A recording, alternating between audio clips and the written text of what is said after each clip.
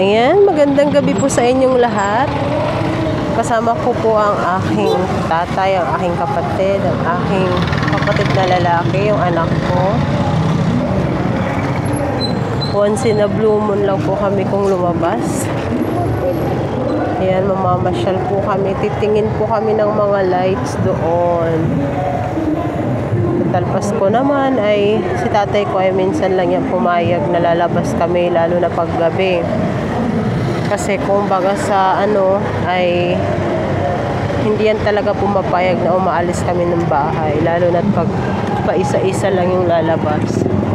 Tapos may kanya-kanya lang na alis. Ayaw talaga niya yan. Yan, samahan niyo po ako. Samahan niyo po ako na mamasyal dito sa Palo, Leyte.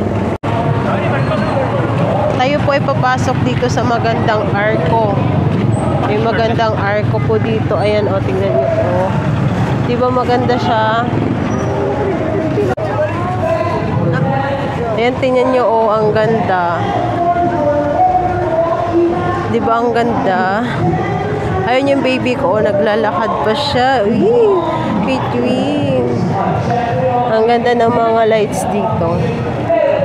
Pag hindi ka talaga nakakalabas ng bahay, na-amaze ka talaga sa mga nakikita mo.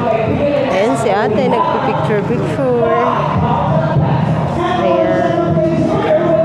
Ngayon, ayan, hanapin namin yung kapatid kong isa kasi nauna na siyang pumunta dito. Kanina pa siya na pumunta. Ayan, tingnan nyo naman ako. Charot! O, oh, diba? Maganda siya.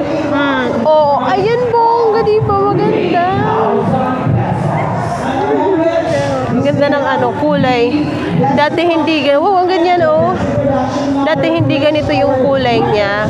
Dati isang kulay lang siya. Kulay yellow lang siya. Kaso, biglang nagbago naman.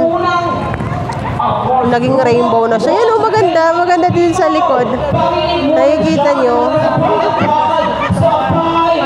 Maganda siyang panoorin. Maganda yung mga lights niya dito. Tapos siguro may competition dito kaya maingay. Tapos may mga barbecue stand dito. May mga barbecue stand. Kung nagugutom kayo ay pwede kayong kumain dito. Andito yung mga barbecue stand. Ayan, may mga barbecue stand dito. Pwede kayong kumain. Pwede kayong mag-inuman. Ayan sila ate, nag-inuman. Pwede kayong kumain dyan. Tapos, makipag-inuman sa mga barkada nyo. Tapos, sa mga jowa nyo. Pwede kayo dyan. Kasi minsan lang magkakaroon ng ganito. Tapos, eto yung munisipyo namin. Yan, no. Puno ng palamuti. Christmas tree. Hindi ganito dati yung Christmas tree namin. Ano ba ang Pasko para sa inyo? Pasko! Pasko na naman! Ayan ang ganda ng Christmas tree. Pasko po! Diba? Para sa akin, ang Pasko ay para sa may pera lamang. Ayan, may napapanood pala dito. Thank you for watching. Yan lang muna ngayon. See you sa part 2 ng ating long video.